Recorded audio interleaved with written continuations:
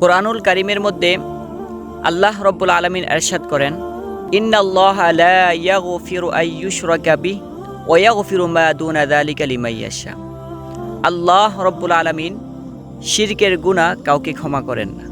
কেউ আল্লাহ তাআলার সাথে শিরিক করবে আর এই গুনাহ আল্লাহ কাউকে ক্ষমা করবেন না।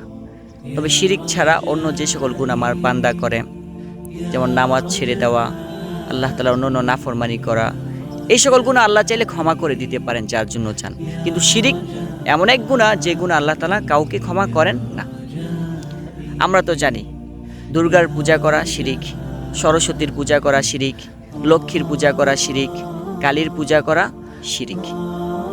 এগুলোকে আমরা শিরিক হিসেবে জানি, মনে করি। কিন্তু দোয়ার ক্ষেত্রে যে শিরিক হয়, ইবাদতের ক্ষেত্রে যে শিরিক হয়, এমনকি ভালোবাসার ক্ষেত্রে যে শিরিক হয়, এটাকে আমরা অনেকেই জানি না।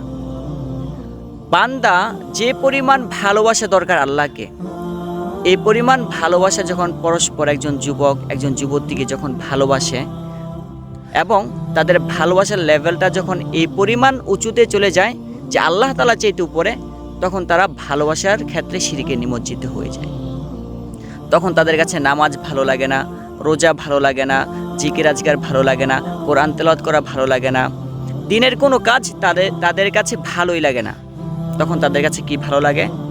রাত জেগে মেয়ে বন্ধুর সাথে জিনা ব্যভিচারের কথা বলতে তাদের কাছে ভালো লাগে।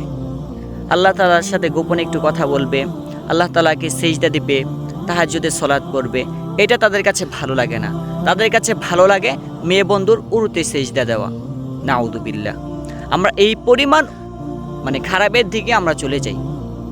আল্লাহ তাআলা আমাদেরকে সতর্ক করে সূরাতুল বাকারার 165 নম্বর আয়াতে বলেছেন, ওয়া মিনান নাসি মাইয়াত্তাখিযু মিন দুনিল্লাহি আনদাদ ইউহিব্বুনাহুম কাহুব্বিল্লাহ। যে মানুষের মধ্যে এমন কিছু মানুষ আছে যারা আল্লাহ তাআলাকে তাদের লাইফ থেকে ডিলিট করে দিয়ে অন্য কাউকে তার সমকক্ষ স্থির করে এবং তারা অন্যকে ভালোবাসে। কেমন ভালোবাসার নেয়? কাহুব্বিল্লাহ, আল্লাহকে ভালোবাসার নেয় করে তারা পরস্পরকে ভালোবাসে। তো আমরা এই লেভেলে চলে যাচ্ছি, দিনের দিন আমাদের যুব সমাজ এই লেভেলে চলে যাচ্ছে। তাদের কাছে সবচেয়ে পূজনীয় বস্তু তার প্রেমিকা, নারীদের কাছে সবচেয়ে পূজনীয় বস্তু তার প্রেমিক। প্রেম ভালোবাসা তার একটা এমন লেভেলে চলে যায় এক পর্যায়ে, তখন তারা এই গর্হিত কাজটাকে নিজেদের অধিকার মনে করে। তারা ভাবে প্রেম করলে হাতে ধরা স্বাভাবিক, ধরাই যেতে পারে, জড়াজড়ি করাই যেতে পারে, একসাথে রাত কাটানো যেতেই পারে।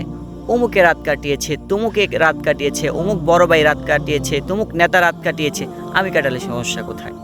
তখন তারা এটা নিজেদের অধিকার মনে করে, যেটা তাদের অধিকার ছিল না, যেটা মস্ত বড় অপরাধ ছিল, যে অপরাধ করতে আল্লাহ তাআলা আমাদেরকে নিষেধ করেছে। তখন এটা তাদের কাছে সাধারণ হয়ে যায়। আমাদের সমাজের মধ্যে একটা গান প্রচলন আছে, তুঝ মে রব দেখতা হে ইয়ারা মে কিয়া করো, সেজদে সর ঝুঁকতা হে ইয়ারা মে কিয়া করো। বলছে যে ইয়ারা, আমার মাশুকা, আমার প্রেমিকা, তোমার চেহারার মধ্যে আমি আমার রবকে দেখতে পাই, নাউযুবিল্লাহ, আর তোমাকে দেখলে আমার মাথা সেজদায় ঝুঁকে পড়ে। কত বড় জঘন্য কথা! এর চাইতে বড় জঘন্য কথা আমরা বলি। তো তারা তাদের ভালোবাসাকে কি পর্যায়ে নিয়ে গেছে, আল্লাহ হেফাজত করেন। এমনকি তারা যখন পরস্পর কোনো কারণে বিচ্ছিন্ন হয়ে যায়, কথাবার্তা কিছুদিন না বলতে পারে, পাগলের মতো হয়ে যায়। একটু সময় কথা না বললে ছেলেটা পাগলের মতো হয়ে যায়, মেয়েটা পাগলের মতো হয়ে যায়, খাবার খেতে পারে না, মনের ভিতর হাই হুতাশ শুরু হয়ে যায়, মনের ভিতর অশান্তির আগুন জ্বলতে থাকে। কারণ তারা আল্লাহকে ভালোবাসার পরিবর্তে তারা একজন দুনিয়ার মাশুকাকে, দুনিয়ার প্রেমিকাকে তারা ভালোবাসার পূজনীয় বস্তু বানিয়ে ফেলেছে। সেজন্য আল্লাহ তাআলা দুনিয়াতে এটা একটা আযাব। যারা ভালোবাসা করে তাদের ভিতরে সবসময় অস্থিরতা কাজ করে, পেরেশানি কাজ করে, টেনশন কাজ করে, নিজেদেরকে সবসময় কন্ট্রোলে রাখতে পারে না। এটা দুনিয়াতেও তাদের জন্য আযাব বয়ে নিয়ে আসবে এবং আখিরাতেও তাদের জন্য শাস্তি থাকবে। আল্লাহ আমাদেরকে রক্ষা করেন, আমিন।